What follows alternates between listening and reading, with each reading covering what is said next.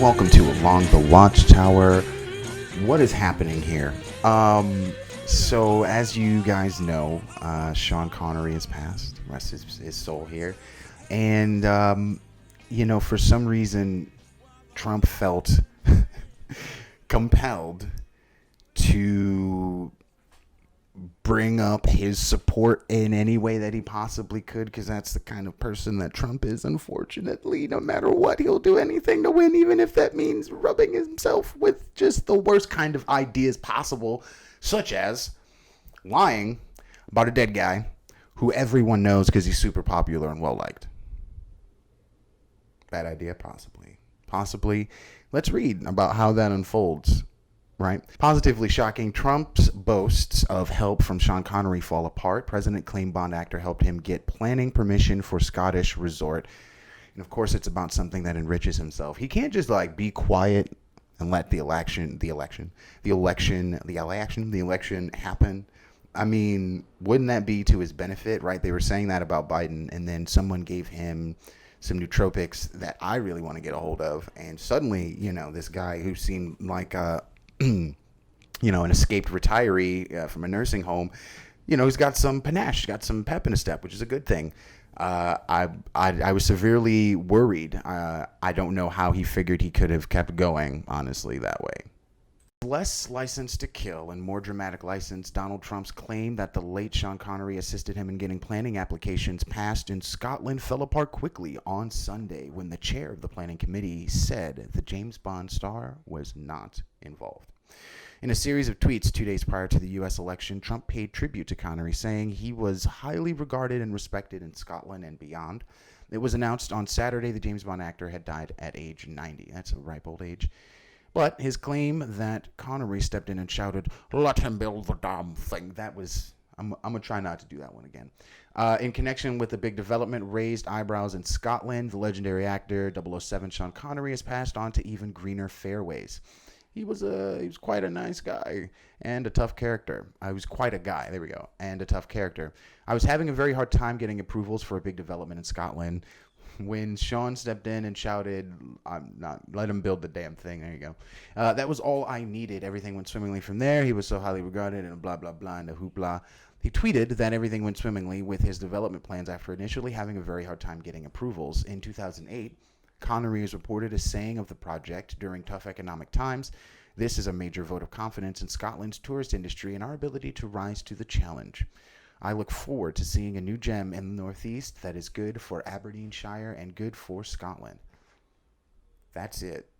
It wasn't like this huge monumental endorsement. It wasn't like it was very subtle, as you would expect from a gentleman such as he. And what's more, right? But Martin Ford, the Aberdeenshire councillor, who was the chair of the planning committee that initially refused the application to build the resort, told the Guardian, "Mr. Connery was not involved in the due process that led to the granting of the planning permission for a golf resort at the site. He did not submit a letter of representation to the council, nor did he appear at the planning hearing or at the public local inquiry." So basically, he was not involved at all whatsoever in any of this. And to boot, opinions offered in press articles do not matter. They are not material considerations in decisions on planning applications. They don't matter. So, no offense to late Sean Connery, but no one was really paying attention to it. They had other business to take care of, and I don't It's not hard to A plus B equals C as to why Trump would go after any endorsement he can, especially that of someone that can't refute the claim. Classy. But it's a fruitless effort. Sneaky Joe, he's got everybody. He's got the celebrity corner in the bag. Trump is this type of person, this alpha mentality, this go-getter, entrepreneurial type, where he's got to be at the top of everything. He's got to max out his litmus. He's got to get, the most endorsements from labor unions, and he's got to get he's got to get every demographic possible, including celebrities, even though that is just an impossible task. What was she in? What? Oh, I gotta watch Orange. I gotta get with that. That is yes, yes. But everybody like there's Tia Carrera. She's still around. That better be recent. Anyway, getting off base here. I cannot compute it, especially of a dead person, right?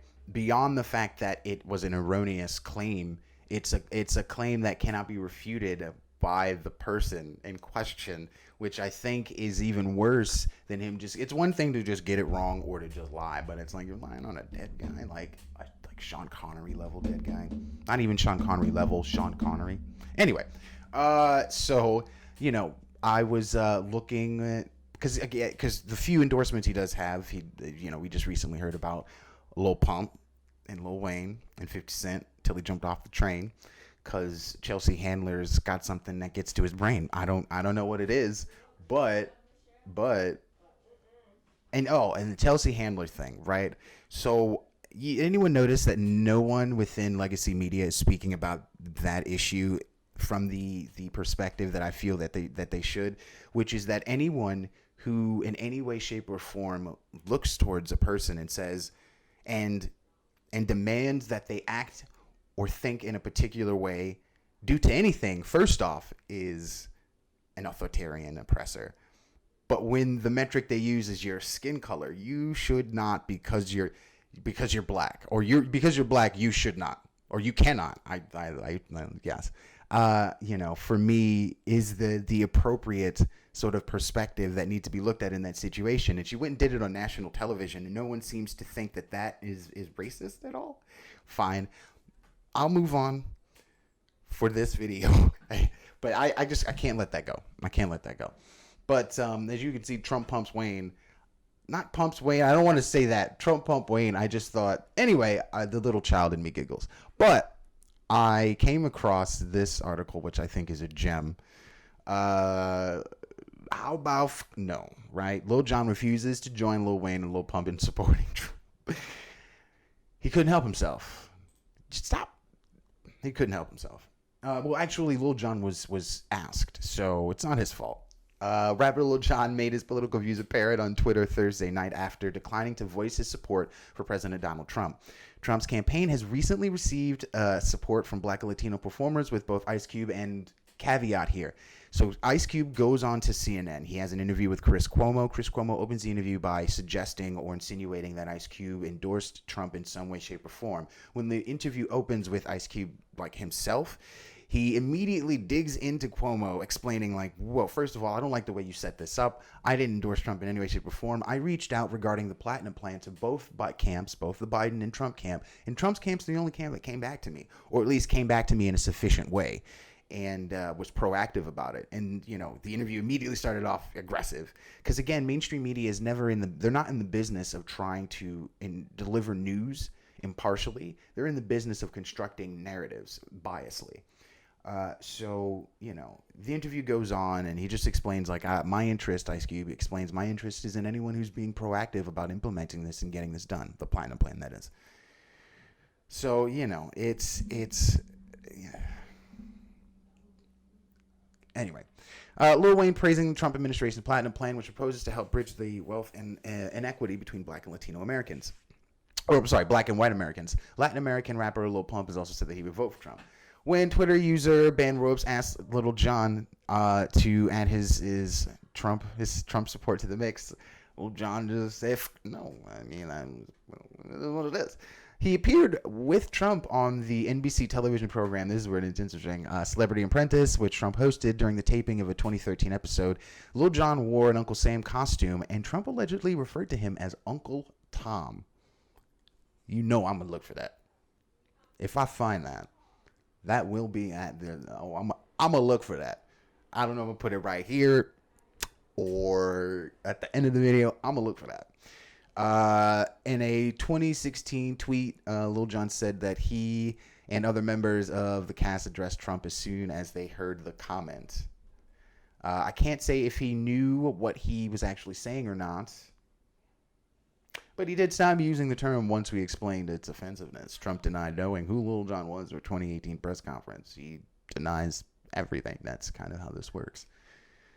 Nil's not just a river in Egypt. Yeah, I went there. Dad jokes. Anyway, so, I just had to, just more about the Platinum Land. I just had to comment. I'm trying very much so to keep it together, because the whole thing is now the whole idea that the Democrats had of utilizing mail-in voting is kind of falling apart. And it doesn't, besides that, obviously not working to their benefit, the party has not effectively or efficiently supported polling stations. My family tried to go and vote. And the polling site was closed. We received no notification, and we were, they had not instructions, but you were designated to go someplace else that was like far out, and it was just a hassle. You're supposed to try to make this easier and more efficient and effective. But I digress. Please like and subscribe, and be blessed. Be well. Thank you for taking the opportunity, brother. I appreciate it. Thanks for having me. Chris, your lead-ins are a little misleading. How so? Well, the Platinum Plan is not my plan. I came up with the contract with Black America, and I didn't run to go work with any campaign. Both campaigns contacted me. Both campaigns wanted to talk to me about the contract with Black America. One campaign said, "We love what you have, but let's really dig into it after the election." And one campaign said, "We love what you have. Do you mind talking to us about it?" And that's what I did. So I didn't run to nobody. And so that was real misleading to me. Well, I didn't say you ran to anybody. I said that you had taken a pivot. Well, you said I ran over to the Trump team instead of the Biden team. That's just not true. Well, but you are working with the Trump team instead of the Biden team, and people are giving you heat for it. What do you say to them? Well, I'm willing to work with both teams, but I'm just working with whoever is willing to work with me. So the Trump campaign came to me and asked me to explain to them some of the contract with Black America. That's what I did. I'm not playing no more of these games, these political games. We're not part of a team. We have very broad problems, especially the wealth gap in this country when it comes to Black Americans. So I'm going to whoever's in power, and I'm going to speak to them about our problems specifically. I'm not going there talking about minorities. I'm not going there talking about people of color or diversity or none of that stuff. I'm going there for Black Americans, the ones who are the descendants of slaves. And that's what I'm going to talk to anybody who's in power with that. So if anybody got a problem with that, it seems like a personal problem.